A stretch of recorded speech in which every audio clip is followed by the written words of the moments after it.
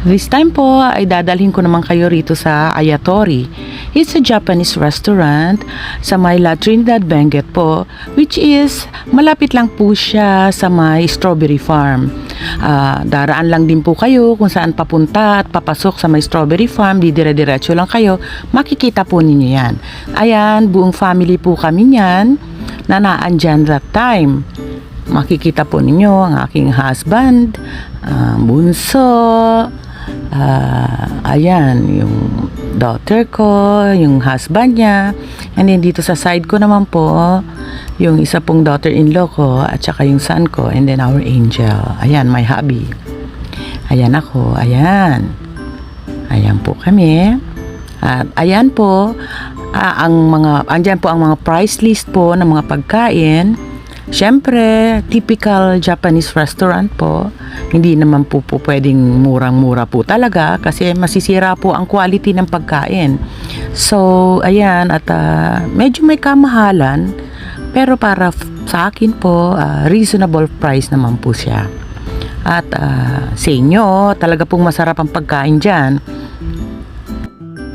And syempre po, ang nagdala sa amin dyan ay ang aking husband. At ang in-order niya para sa aming dalawa, which is best seller nila, is yung seafood ramen. Talaga namang nagustuhan ko at kahit na ang laki per order, nagustuhan ko po at naubos ko. Kanya-kanya rin kaming order dyan. At eto naman, nagsiserve sila ng house tea.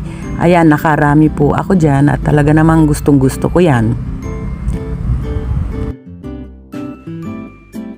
Next naman ay ang sushi platter. Ayan, nakatuan ko lang po yan, soy. Ang sarap kasi ng soy nila.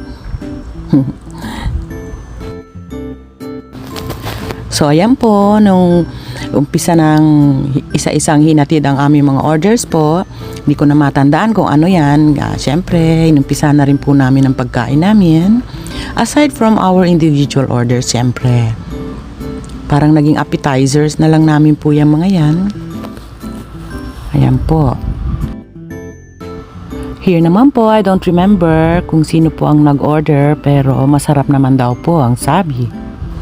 At ayan po, ang iba pang mga orders namin, para sa lahat po iyan. Siyempre, wala pa dyan ang mga individual orders, hindi na nakunan actually. Pero ayan, busog talaga kami. Pero ayan, ipapakita ko ang aking seafood ramen. Saleable po talaga daw yan. Ayan po, at ang iba pa naming mga in-order. Ayan.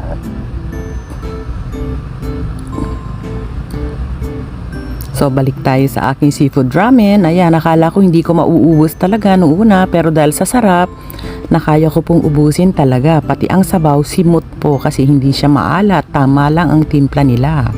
Yummy po talaga.